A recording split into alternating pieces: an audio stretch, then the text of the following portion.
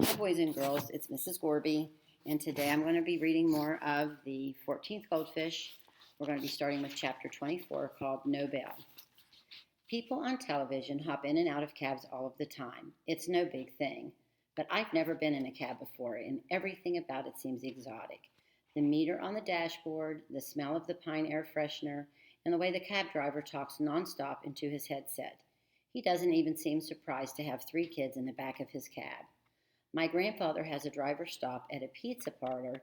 He orders 2 pizzas, 4 sodas, breadsticks, and then he gives the kid behind the counter an extra $100 for his cap, his shirt, and a cooler with the pizza place logo. It's almost 7 o'clock when we make our way to building 24. There are only 2 cars in the parking lot. Looks quiet, I observe. Yeah, typical Friday night, my grandfather replies with a scathing voice. Everybody leaves early these days. This generation just has no dedication. Raj puts on the shirt and the cap, and he looks perfect. I'm suddenly worried. I touch his arm. Don't get caught, I tell him. He looks at me steadily. Oh, I won't, he says. I'm going to keep the meter on, the cab driver informs us loudly as Raj walks away. The meter ticks up.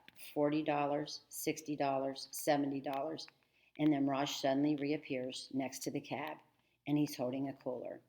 A wave of relief rushes over me. Did you get it? My grandfather demands. Yep, Raj says. It was a piece of cake. They didn't even ask who ordered the pizza. The guy just waved me back. My grandfather has the cab driver drop us off at the Chinese restaurant for an impromptu celebration. Order anything you want, he tells us. I'm getting Mugu Gai Pan, as if there were any question. Raj taps on the menu. Hey, they have jellyfish. We should totally order it. I grin. The food arrives and we start eating. Raj bites into the jellyfish. Well, I ask, what's it taste like? He chews and keeps on chewing. Rubber bands, he says. I can't help myself. Jellyfish, you could use it to organize things. He catches my drift right away.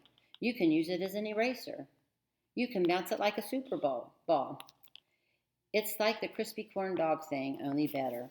Raj and I out jellyfish each other until we're laughing so hard we can barely breathe. Should I go wear a bow tie? My grandfather asks. Raj raises his eyebrow. I think it's a bit much for middle school. My grandfather corrects him. No, to the no bell ceremony. It's black tie. Raj turns to me. What should we wear? You, my grandfather scoffs. Excuse me, but who got the Team Alvinus out of the lab, Raj says. He's right, I agree. My grandfather makes an annoyed noise. Fine, but I'm going to get primary authorship. We linger after we're done eating, hogging the table and reading fortune cookies. The restaurant is abuzz with the crush of Friday night, but our table is the center of my universe. I want this night to last forever. My grandfather has the waiter bring us more tea, and he fills our porcelain cups. His college ring is too big for his slender finger. A toast, he proposes. Raj looks at the cooler sitting in a chair. To jellyfish, he says. I shake my head because I already know the perfect toast. To the possible, I say, meeting my grandfather's eyes. He gives me a small smile. We lift our teacups and say, to the possible. Chapter 25, Chill. When I wake up, my bedroom is freezing. Fall has finally arrived, and my mother doesn't like to turn the heat on unless it's below 65 degrees. It's California, not Alaska, and she just tells me to go put on a sweater. Even though it's cold, excitement warms my veins. The Team Alvinus is safe in the freezer in our garage. My grandfather is so full of plans of what to do next. He wants to get the ball rolling. Rent a space, set up a real lab, buy equipment, refine the compound, and then he'll be able to announce it all to the world. I can hardly sleep waiting for the next part. Is this what Salk felt like when he knew his vaccine had worked? Maybe we will win the Nobel Prize. My grandfather's comment about what to wear teased me. I've never been to anything fancy. What would I wear? A long dress? High heels?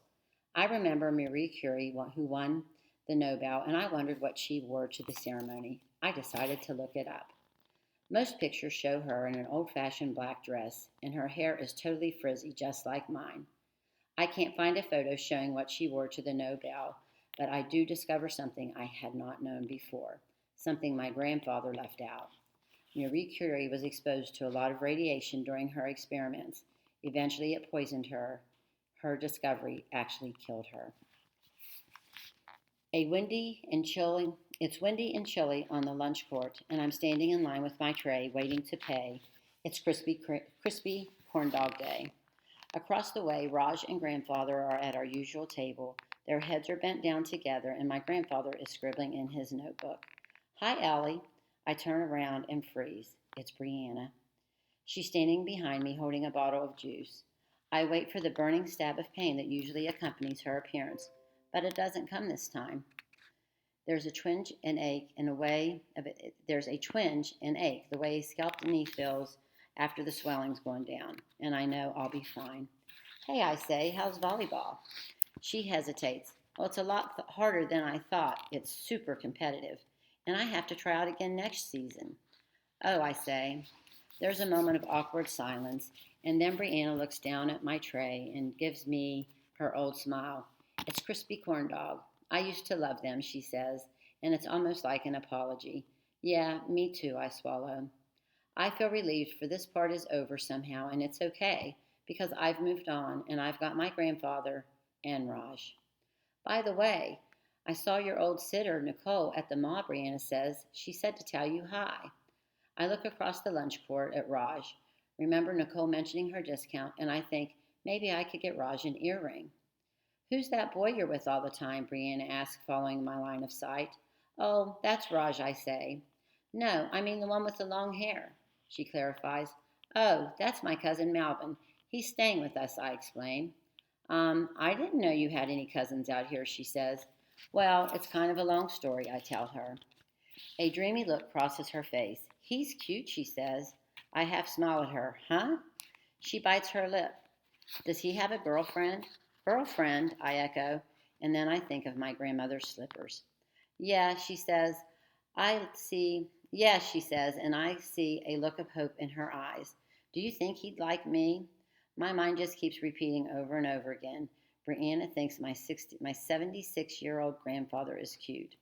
I try to picture them kissing, and a cold feeling fills me. Ellie, Brianna says. I blink. Well, what do you think, she says. Do you think Melvin would like me? I force myself to respond. No, I finally say. He's really not interested in that sort of thing. Aw, too bad, she says. And that's the end of chapter 25.